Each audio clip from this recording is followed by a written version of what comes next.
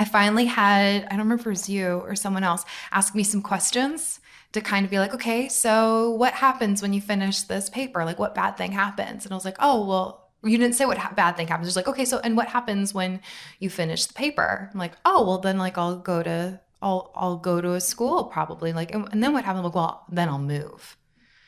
And like, and what's the worst part about that? Instantly, I'm taking back to being 10 years old and the first time that I'd moved and all of my, like, going to a new place, all of my friends moving, the sense of isolation that I felt in that shift. And I had never really dealt with that the grief of that life transition. And so to that younger part of me, if I do this, and I knew that I'd finish it and I'd get accepted and all of that, then it meant a massive life change. And I had already moved a couple times at that point, but there was something about this that took me back to that earlier, like that earliest memory.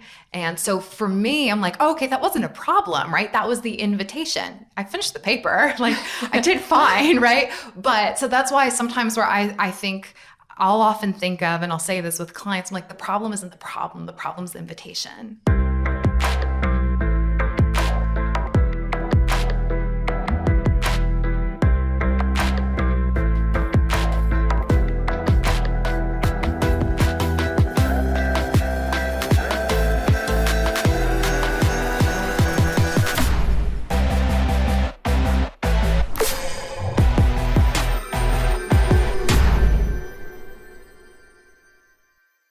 Welcome back to the Mind Change Podcast. I am your host, Heather McKean, and with us back again is McKenzie Brewster. Hey, y'all.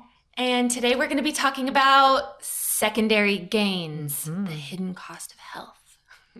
And just a quick reminder, please like, subscribe, download, share with your friends, post on your social, all that fun stuff so that we can help reach more people and create more free content and do all the things that we know you love watching us do or listening to us do. Yeah, both. All those things. Okay. Secondary gains. Secondary gains. Yes, I wanted to talk about this one because it is kind of hits on a crucial element to how mind change works and what we understand about this belief that the body's for us, our minds are for us, that everything is working to function. So why don't we just set the stage a little bit? When we say secondary gains, what does that mean? This changed everything for me. Yeah. The understanding of this, of, oh my goodness, I'm actually getting something from the thing that I think is a problem. Yeah. That's basically it, is that we are gaining something. We get something from whatever it is that we're doing that we might call a problem or an unwanted behavior or even oftentimes illness. Yeah. There is something we get from it. And that's really hard to wrap our heads around consciously. Consciously, yes. And can be a deal breaker for some people. Their understanding of this can be like, oh no, I can't hear that. They're not ready for it yet. I would say I wasn't at the first. Yeah. No, it was kind of offensive to me. Right. It is for many people, especially I think when we've got a little bit of a romance around our suffering, or we're in a victim mindset, which is not a judgy thing. It's an option. Right. And it works. But there's function to it. There is function to it. There's something we get from it. Yes. And I'd say if we're approaching this from a purely, like, say, physiological, biological approach. Okay. We're really amazing at using every little bit of everything for our body and our mind. Like, we don't often do things with no gain or purpose. Okay. We're efficient in our most the created way that we are and that we have been designed, if you will, is to be efficient, to be quick. The more things we can lump together to get something done faster with less energy, then we do that, right? So with that concept, there's very little that happens for no reason in our body. or our mind. Yeah. When we're doing something like a chronic illness or a mental problem or a relationship problem or a pattern or a program or a belief that we've now consciously deemed unwanted, bad, negative, or a problem, Yeah. then we've sort of approached it from a judgmental way. And part of us, I think the way we've been trained is we're not going to change it unless it's bad enough. Yes, we can get more into a little bit later, but it ties into this idea of wants and needs. Right. That the motivation for us to change often will come from the fact that something is bad. If it gets bad enough, we'll really do something about it. Yeah. So that's kind of the label that we use. It makes sense. There's motivation behind it. The problem with that approach to problems is that if there wasn't subconsciously something that we were getting from this, we wouldn't actually be doing it. We wouldn't. The subconscious mind is not theoretical like our conscious mind is. Right. The subconscious mind is very black and white. It's very equals. It's very... When you say equals, what does that mean? It's like 2 + 2 = 4. It just is. So how I understand it is it's not, there's no judgment in subconscious mind. It's just about things being linked together. Yes. It's just these associations are made. This goes with this. Does that? Right. And if there is something is produced from it, then we stay in alignment with that. It's just kind of a checks and balances. It's like our accountant. Yeah. He just doesn't care often. Like if you really take, and this is probably, if you're an accountant out there and this is not you, I'm sorry to generalize and stereotype, but let's just say if you've got an accountant is strictly just like, I'm handling the numbers only, then they're not so interested in why you, or like what you did with all of this. They just want to make sure the numbers are correct. Right. It's like and a does calculator. This equal this?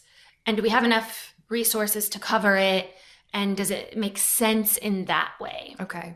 And so the subconscious mind isn't going to allow, in one sense, some strange anomaly that's going to change the temperature of our body or the whole subset of our system and everything without tons of proof and the scale balancing. So we're getting a little bit abstract in this. It feels a little bit high to me. Can you bring it down to like a more concrete kind of practical example? Absolutely. Okay. So like to give you a real life example, I'll just use my own example that we've talked about previously, but chronic illness for me, I saw right before I started getting well, it was awful. Like I couldn't, if you would have told me that somehow it was serving me, or that I was doing it for, well, first of all, that I was doing it in general, we would have probably We've talked about that a good bit. We'll continue with had to get that discussion. Had to be ready for that when I was finally ready for that. But that something good was coming out of it. Yeah. And listen, good is a judgment. Right. But that there was a reason that it was being perpetuated and supported subconsciously. Can we pause for a moment and go to that some of that good, bad judgment and just talk about that a little bit from a biological, in some ways even spiritual, just kind of component, like framework? It's good, bad is a conscious construct. Yeah. And it's what we do to try to help categorize things to make things go faster. Okay. The mind just does that. We like confirmation bias. We like labels and categories, and our conscious mind just thinks that way. It's just a lot easier to do that. Like you were just mentioning, abstract thinking is a little bit of, it's not as safe feeling for most of us. So we like things to be just so. So we've learned growing up this good, bad. We do this to children very, very, very young. Yeah. That's a good thing. That's a bad thing. No, that's bad. Yeah. And that's good. And children, again, not having prefrontal cortex fully online, they can actually think abstractly. They're still very in their subconscious programming, so things are very black and white. When you say something's bad or that they did a bad thing, they think they are bad. It's just boop, bad. Ah, okay. Like that's just the way the subconscious mind just grabs hold. Bad. Okay, I'm bad. I did a thing, I'm bad. I did a bad thing, that means I'm bad. Yes. I recognize that from all kinds of work I've done with myself. Yes. So good. Also, we do the same thing. It's an easy category that we've learned from very, very young that we put things into. Good is supposed to motivate us towards more good. Bad is supposed to keep us away from something, but it's also been used to motivate us to keep us away from things, which unfortunately that amount of focus usually brings us toward. Closer to it. It's just the energy, the way energy works. But so that's often what we will do is we will judge problems as bad, partially because we're using our resources to know that we want to work on something. But from a more physiological standpoint, some of the things that our body would produce, yes, there are ways that comes into like more metaphoric understanding subconsciously. But I think I'm starting to get to like wanting you to talk a little bit about how this relates to our sense of survival. Okay, let's take, for instance, a fever. Okay. Most people, if you spike a fever or a child spikes a fever, we would say that's bad.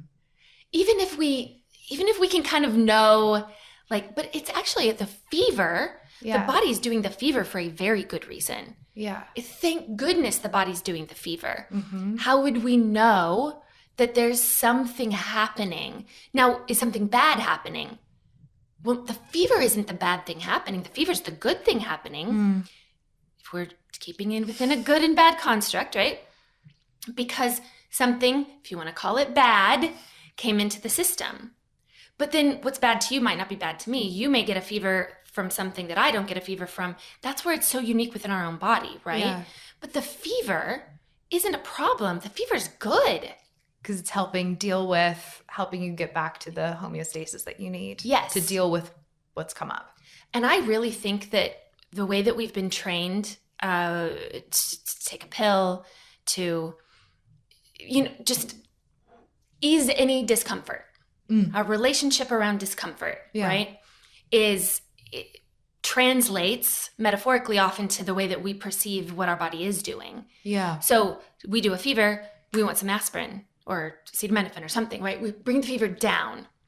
And yes, high fevers can also be dangerous, right? But the fever in and of itself isn't the dangerous thing. If we don't listen to the fever, it escalates. Yeah. So is the fever dangerous? Only if it's not listened to.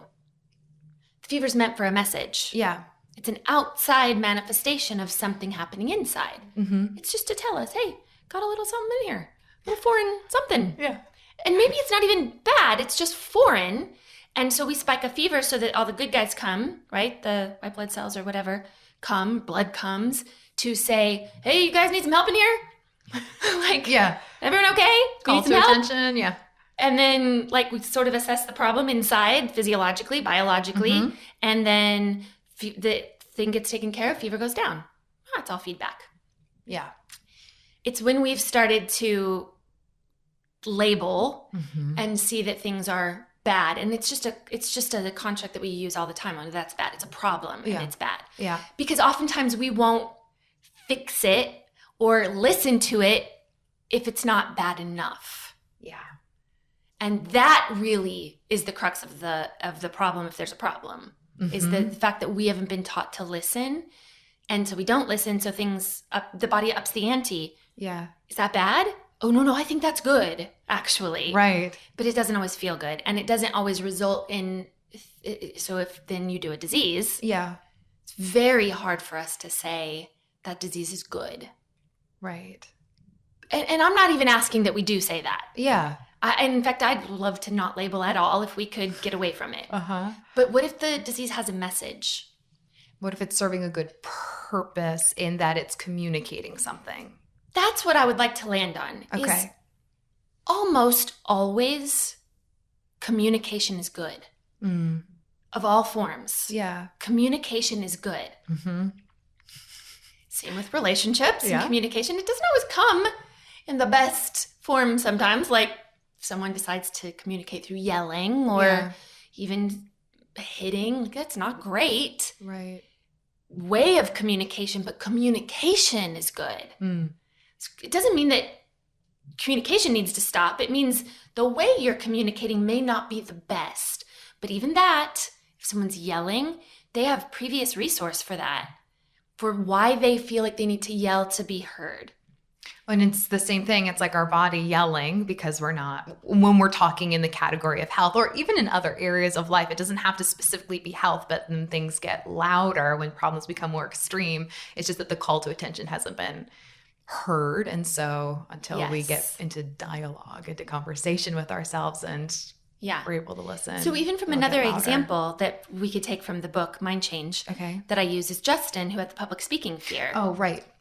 Right. We would say that his fear of public speaking he came because it was a problem, because it was now impeding where he wanted to go in his life.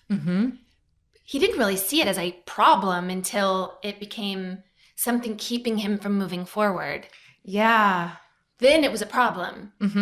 But up until then, it was just, he identified that it was just him. He just had a problem public speaking. Yeah. It just wasn't, he wasn't good at it. It was just not naturally him. Which from the book, if you haven't read the book, the story goes that getting into it, Justin had a very good reason for having a phobia of public speaking. And it was built from childhood memories where he felt like he was being laughed at and like that he was being made fun of, and he wasn't liked, and he wasn't accepted, and he wasn't loved. And those things are all, and this is what I'm like bringing into that biological component, those are all necessary for our survival. Or they could be threats. What you mean? The love, the connection, the lack of, right, the things that the social connection point, the sense of safety, of belonging, of love, of all of those aren't extra things. Those are to our body, to our mind.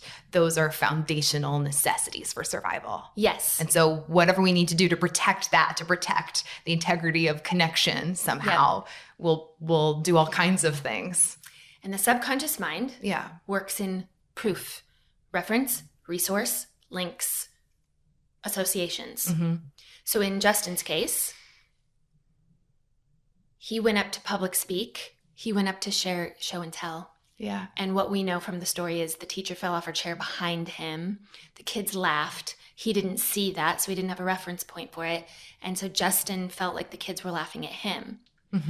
And that really crushed him. And he felt like they didn't love his teddy bear, and then they didn't love him. Yeah. And for a child, that is a threat to the herd, the pack, on a biological primal level. That's going to feel dangerous. And that is dangerous for a child, to not be loved, to not be accepted. So that we can't shame a child for that. That's their body's working fine to say, oh my gosh, I could die from the fact that these people don't love me. He has to come here every day if they don't love him, and he could be ostracized. In his child brain, in his biology, that is a actual threat to the system. So what the subconscious mind did was it went, getting up in front of people, lack of love and acceptance, danger. Linked. Yep. And it said, watch out for this. This is a seemingly dangerous activity, which heightened all the, So the next time it happened, he already came in with a little bit of an agitated system. Thank you, subconscious mind. Right. Getting his attention. Hey, this could be one of those things you need to be on alert for. Yes. We're going to judge this around public speaking. This is the same system that you learned that bears probably shouldn't be hugged and played with. Right. Even though we've seen them and we hug teddy bears and everything like that. Like, we want to learn. We should learn. We're in big trouble if we don't learn. Yeah. We're like, a car could hit you. The stove can burn you. Thank you, subconscious mind. Yeah. That's what it's doing. See, it's for you. So for Justin, public speaking in equal danger. Yeah. So to keep him from public speaking, so now we're referencing this from the future where he sees this as a problem. Yeah. Where he vomits and shakes and when he's confronted with the possibility of public speaking. Yeah. And we're like, That's a problem. That's not good. That's bad. The subconscious mind disagrees. Yeah. Because the subconscious mind has lots of proof that that activity is dangerous. Mm-hmm. I have a personal example that comes to mind. Yes. I remember so I was deciding to go back to school because I'd done a chronic illness for a number of years, and I was like, oh, I could do anything I want. What do I want to do? So I was preparing for auditioning for conservatories. I was applying, and I was having a really challenging time writing my admissions essay. And that was a really great opportunity. It brought up all kinds of layers of stuff that I had around school, around work, like worth, around just a lot of different programs. It was great. But I kept I just hit such a stuck point, and I would try changing strategies. I had somebody help me and coach me. And I'm like, it shouldn't be like, why is this so hard? I don't understand. And I kept thinking too, I'm like, oh, it's just because, I don't think that I'm like, this is about my sense of competency. That was a layer, sure. But I thought that it was some sort of insecurity. I finally had, I don't remember if it was you or someone else, ask me some questions to kind of be like, okay, so what happens when you finish this paper? Like, what bad thing happens? And I was like, oh, well, you didn't say what bad thing happens. It's like, okay, so, and what happens when you finish the paper? I'm like, oh, well, then I'll go to a school probably. And then what happens? I'm like, well, then I'll move.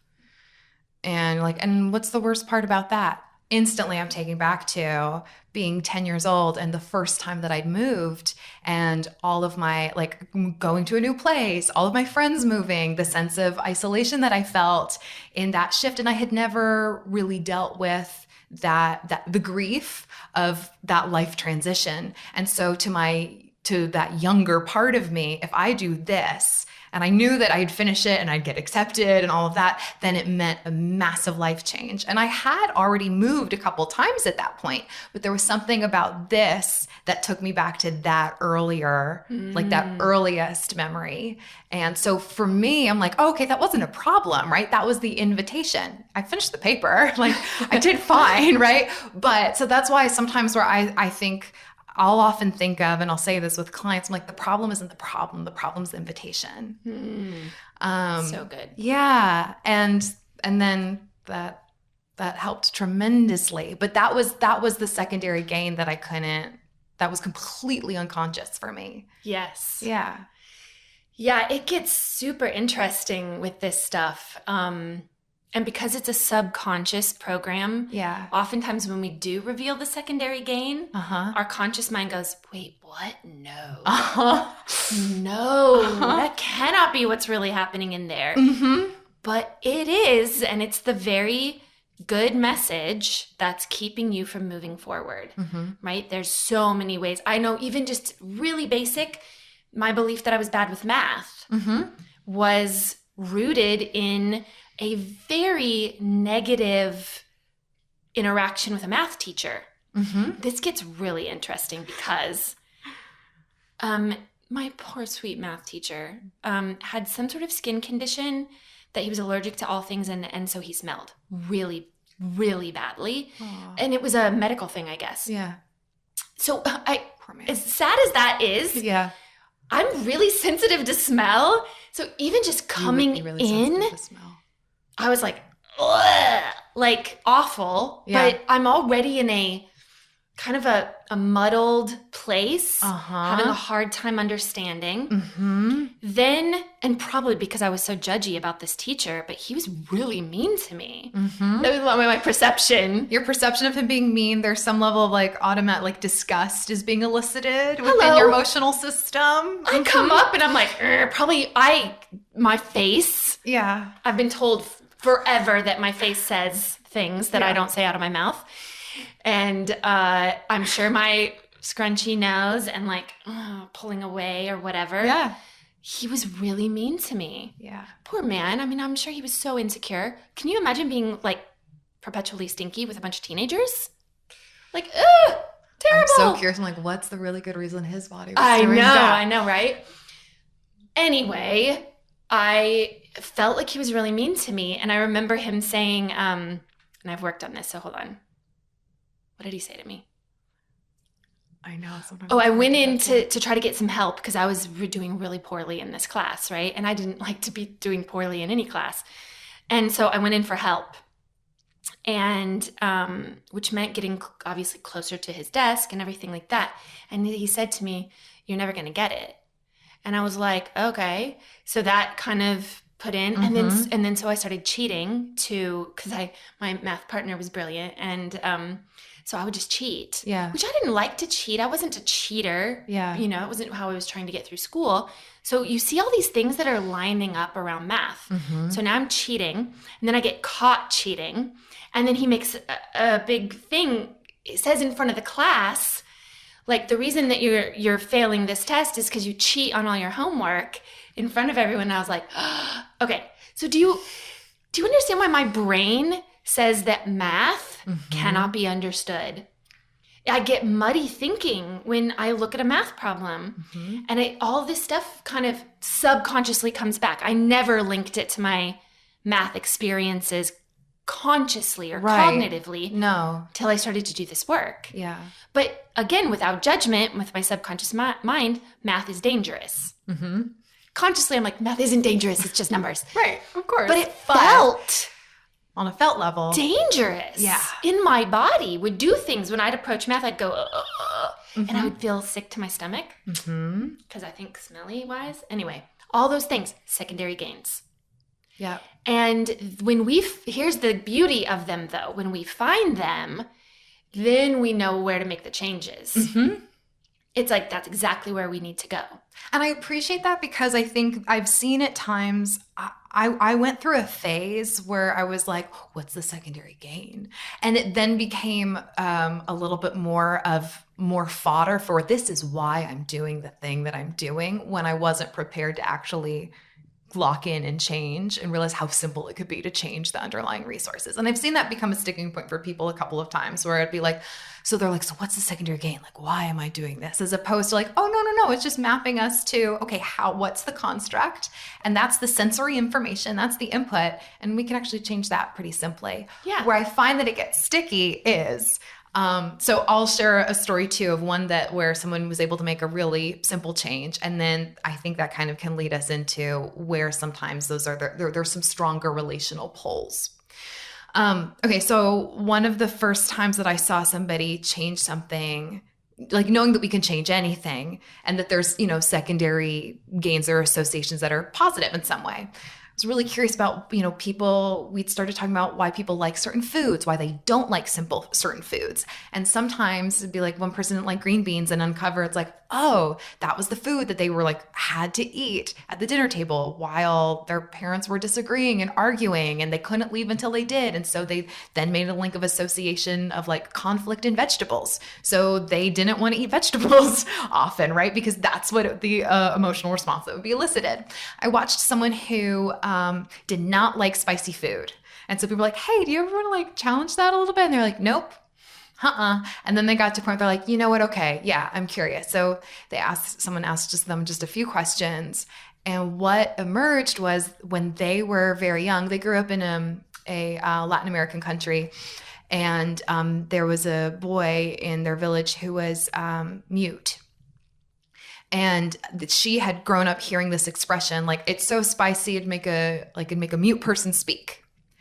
And she was like, oh, well, he's mute, so he needs to be able to talk. So what I should do is like, I'll just give him some really spicy food. So she got something and she loaded it up with hot sauce and like had him eat it. And it was so hot that he was in real distress. He started crying, but he couldn't say anything because something had happened with his tongue before then, but he was like feeling all of that.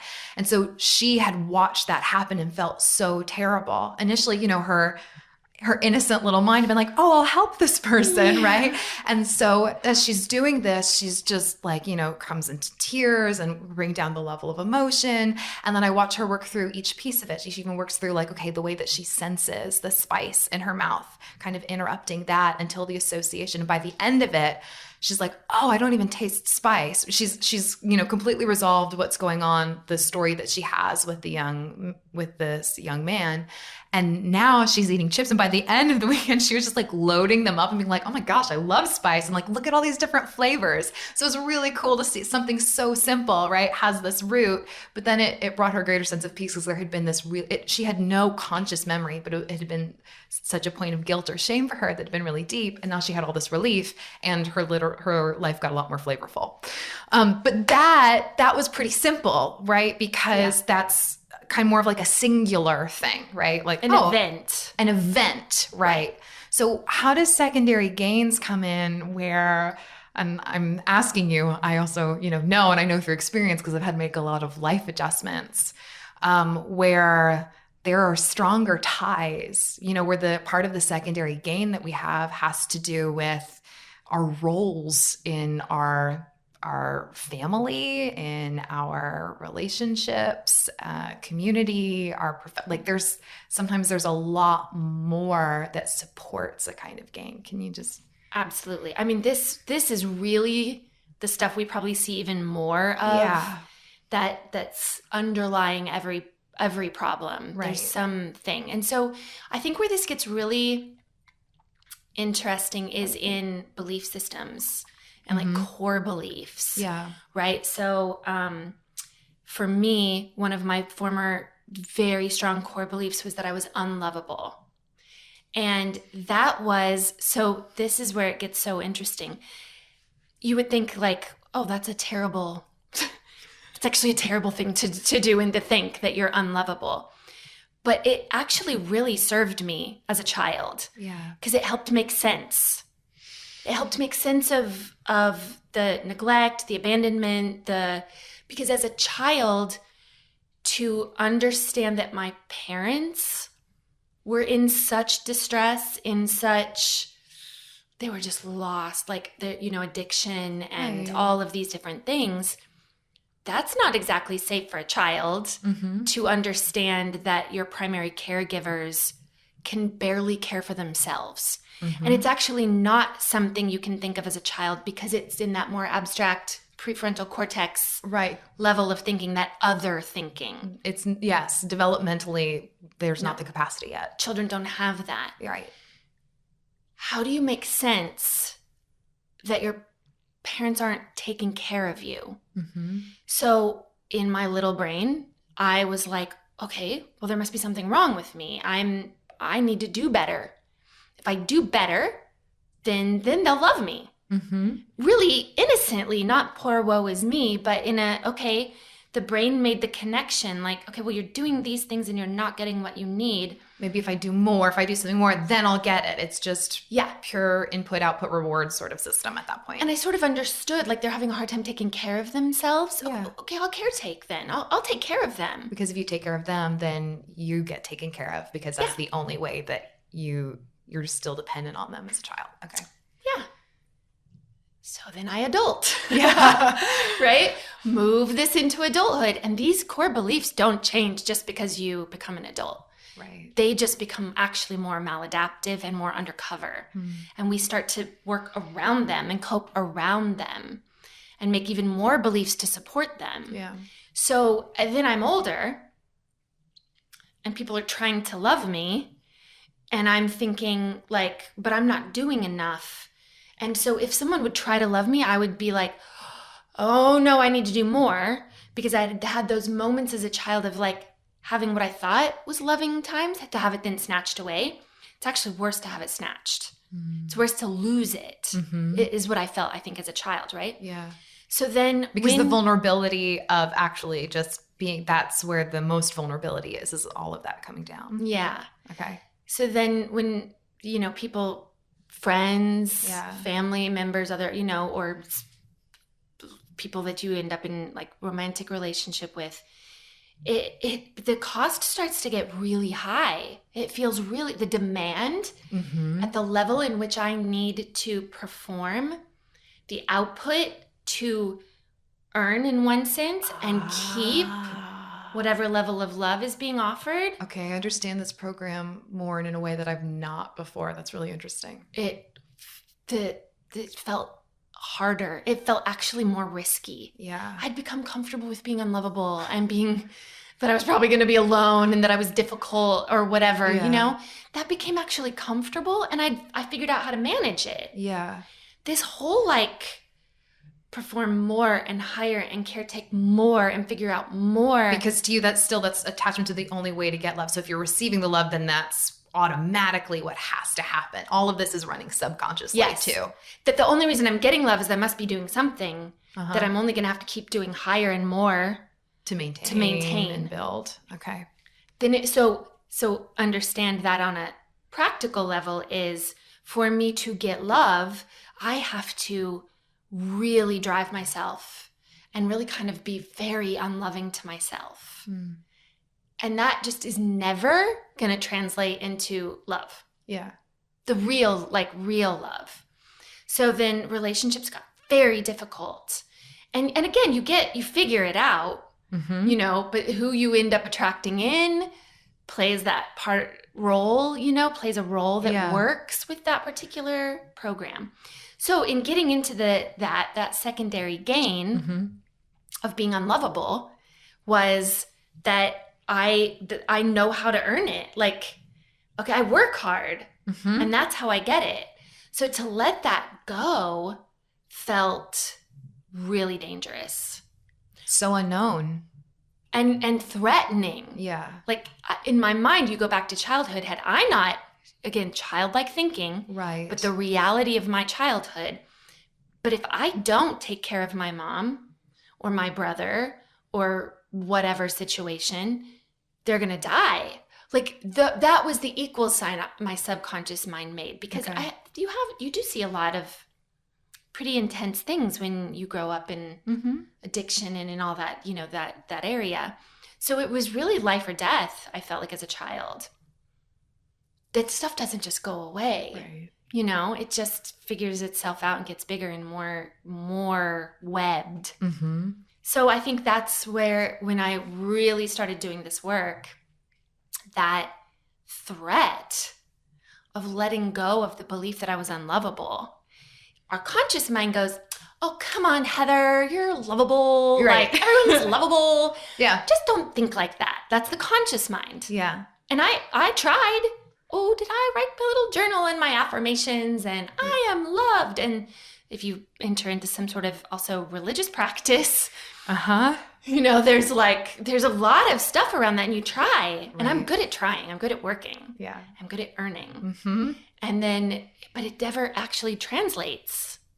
And so to give up the work for love mentality, the earn love mentality, felt dangerous. See, so I was doing it for a really good reason. Yeah.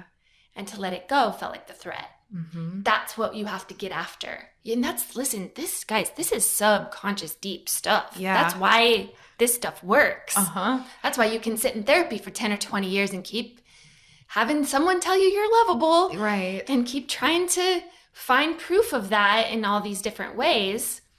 But unless you change the wiring and the very good reason you're doing it, it's not going to really change. Okay, so how did you do that piece? Yeah, I had to go back and understand what was really happening in childhood. Yeah. I had to understand that, oh my gosh, my actual worth of love was not in question. Right. I was never unlovable. They were loving me to the best that they could. Of their ability. Yeah. Now, in the same breath, it wasn't enough. So there was still neglect. Yeah. Those two things can be side by side and be true. Yeah. They could be doing their best, and I could still have been feeling deep neglect. I appreciate you saying that, because I think sometimes with the narrative of everybody's doing the best that they can, I can hear that piece. And sometimes it'll be like people will choose one or the other. Like, I was neglected, they didn't, to justify the both. But the understanding that no, both can be true. Yeah, I mean, I see why some people respond to that strongly, because I do think it's been used to gaslight. It's been used to, bypass someone's experience. Oh, they were just doing the best that they could. Yeah. but it's actually really true. Right. But it's never meant to bypass, and it's never meant to be so you just go ahead and get okay with that, sweetheart. Right. Because you also, it's like, okay, we can believe that, we can know that, but we also, because that's the other thing that I see where it's like, oh, okay, yeah, like, oh, I know they were doing the best that I can. I had really great parents, right? And they gave so much. And there's still this piece, but we can tend to that too. Right. Yeah. So that's what I had to do. Subconsciously. I had to go back and see all that I missed. Yeah. And it's a good reason that I missed it. There was nothing wrong with me. Mm-hmm. I couldn't have been so lovable and so worthy and so valuable, and yet no one would pay attention to me. Right. Like it just, as a child, you can't think outside of that. Yeah. So it's black and white, remember? Mm-hmm. And so that's where I had to go back and see and be like, oh, sweet little Heather, there was actually nothing wrong with you. And that was too much. You couldn't have caretaken your mom. Yeah. You couldn't have saved her. Like, you couldn't have, it wasn't up to you to raise your brother. Like, and you did the best that you could. I had to really go back and not just say those things from a conscious, cognitive approach. Mm-hmm. I had to go back and find out how they were real to me in the first place. How the pain was real to me. Did I feel it? Did I see it? Did I hear it? Was it all of it? Right. Where was that stuff held? Yeah. That the subconscious mind was continuing to use for proof. All of the like sensory input. Right. Yeah. It's all the way that memory is stored. Right. And how it, and where it's stored and how it was stored and how I retrieve it is important. That's all important information because it helps me understand where I need to go and what needs to be changed. Because if you change the input, the output just changes without the work and without the effort. Yeah. And so that's what I did. And it was one of those mind-blowing, shocking revelations to be like, oh, there was nothing wrong with me. Yeah. And I didn't have to do it in a mad, angry, and some people, that's their journey. You know, and anger is a healthy place to stop by, you know, important on the process. You know, but I didn't even have to get angry about it. Yeah. I was just like, oh, and then I could love me. Yeah. That's so important. I had to do it first. Yeah. I kept trying to get it from other people and other things. It really needed to be me to go back and say, like, oh, you were worthy. And it was like, stop trying so hard. Stop working so hard. Yeah. And you just are love and you have love. Yeah. And it's easy. Mm-hmm. And making those changes started to change the thing that was in the future. Now, the beautiful thing about the subconscious mind, it didn't go, now Heather. It didn't do all the what do you mean? Conscious, like, you know, we've been doing this for a long time and I don't know if we should let this go. It wasn't like this. That's our conscious mind. When we do that, there's no convincing. No. It's like all the subconscious mind is, it's the accountant, like, change the proof. Yep. Then put money in the red. Like, take that out of the red and put it in the black. Like, just need the money. Yep. So that's the thing that I needed the resources to prove that it was true, that I was lovable and worthy of love without doing anything. And once I stacked enough of those resources in my past, which is where your skill level and where you learn these things, you learn how to do them. When I started to have enough to tip the scale, then I just output it. Then the subconscious mind was like, great, we're lovable. It didn't go, yeah, but we spent so many years being unlovable, and that's what our conscious mind does. Yeah. And we can get in the way. So it's just this, you change it and it outputs. Yeah. And realizing, like, oh, that was my secondary gain. Like, it was for me. Right. That message, all that, like, work for love. You know, like, oh, if someone did something for you, make sure you've done twice so that they don't take it away. You know, it's that kind of you know, I kept having to one up on the care and the level of love and attention and everything like that, because the threat was that it would be just taken away if I didn't perform. That's the subconscious, or the secondary gain of that whole thing. Yeah. And that was more me. I mean, it goes into, I've worked with people that, I mean, chronic illness is all like, it's really interesting how many chronically ill people, and this is anecdotal, Yes. but also my own personal experiences. Okay. So I'm not saying this is generalized out there, but very, very many people that I've worked with who have chronic illness had a parent who was a doctor or a nurse. I've had a few people where that's the case too. In fact, the majority of people I've worked with who do MS, it's just, I tend to ask now, did you have a primary caregiver who was in the medical field? Really? Yes, it's a very connected thing.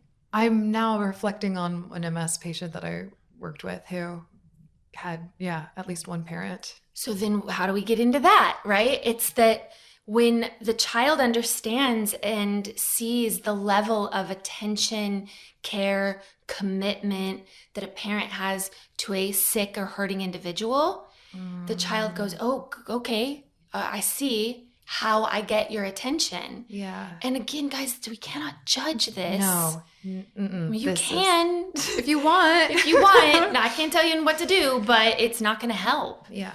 And so very often that's what we get down into the bottom of, is that they're still just trying to get the love and the attention and the recognition and the care that they felt that they may have been missing out on. Yeah. And so they do the chronic illness because that's how they know to get the love or the care. Let's take migraines. Migraines are a good one. Yeah.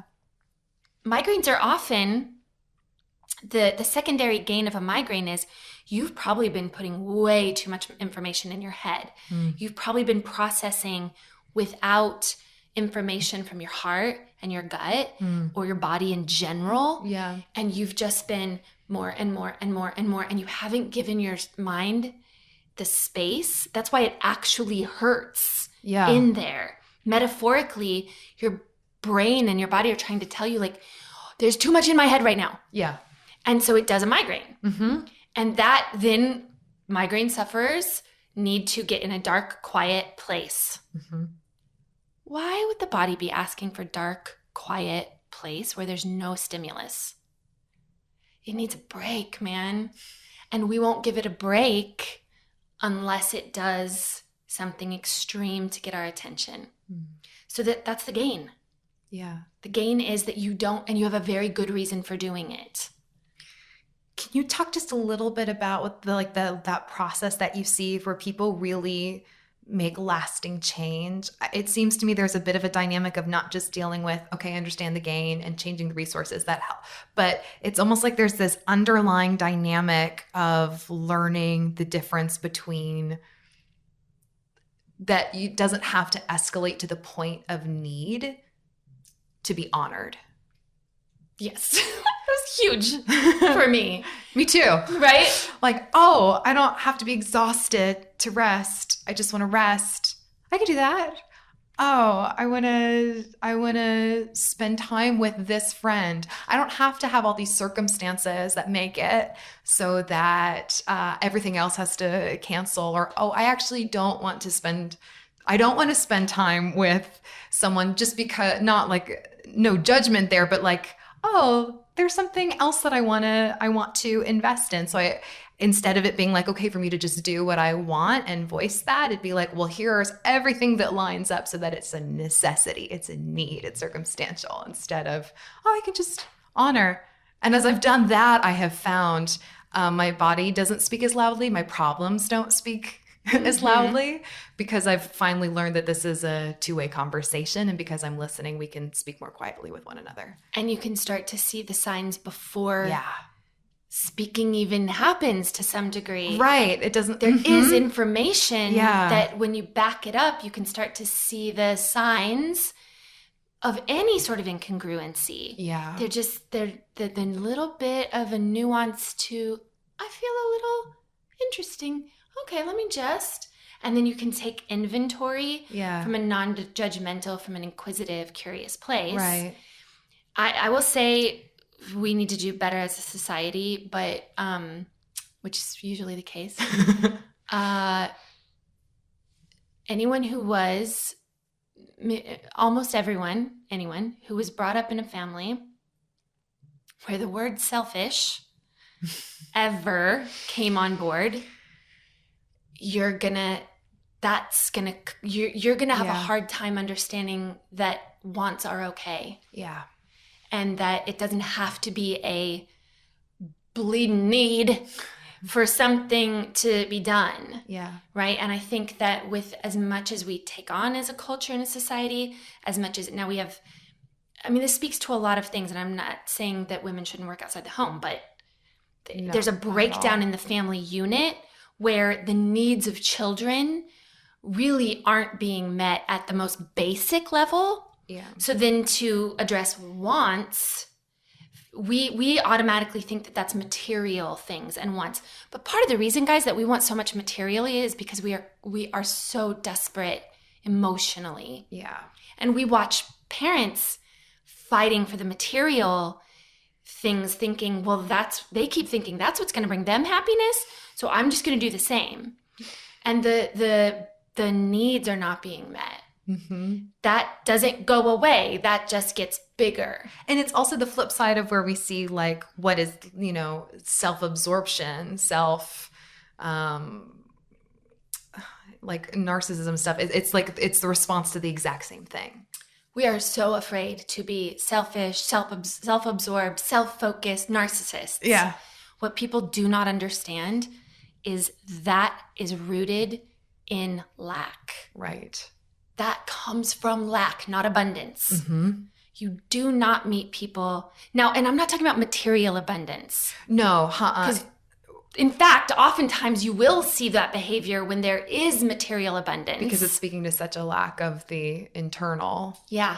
Yeah, but it's not always an equal sign that way in the sense that... No, not either. And some people will do that too. So then they'll avoid those things because to them there's a strong association and they don't want that. I have a friend who's, really conscious about, non-engaging with wealth because all of the associations that they had with that were people where those the internal resources, the familial ones were lacking. So that to them was so much danger. So it's just, there are different ways that we link these things. That is a great way to stay poor and broke is to assume that wealthy people, if your learning is that wealthy people are fill in the blank, something unsavory. Yeah.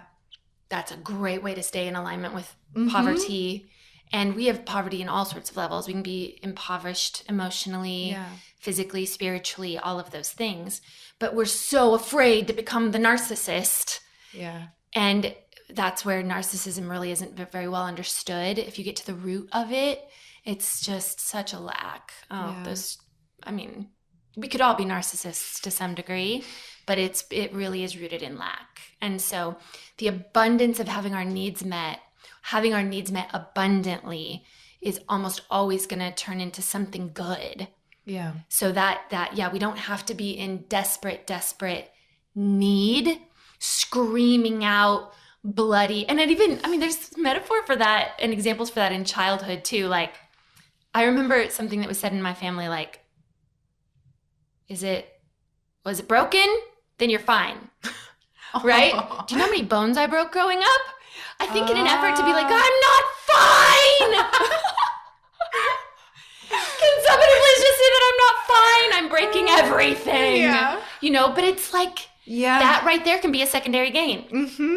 If you're not bleeding, so I'd bleed. If you're not broken, so I'd break. Yeah. All subconsciously trying to get someone to see that I wasn't okay. Yeah. And I needed more. Mm-hmm. And that's okay. Yeah. I needed more. Uh-huh. And my parents were doing the best they possibly could, giving me abundantly what they had to offer. Yeah. Which unfortunately wasn't much. Unfortunate for them and for me. Yeah. So, secondary gains. Guys, we could keep going. We could do a whole other hour on client examples of secondary gains. Oh, yeah. But would love to hear from the audience, from people listening, watching. Like, have you noticed any secondary gains? Yeah. Have you seen this in your life? But I think the main thing that we want to communicate is that's where there's magic in it. Right, because then you're getting to, oh, here's the need. One, here's the resources. I can change that internally, right? I can deal with that subconsciously and have it in abundance.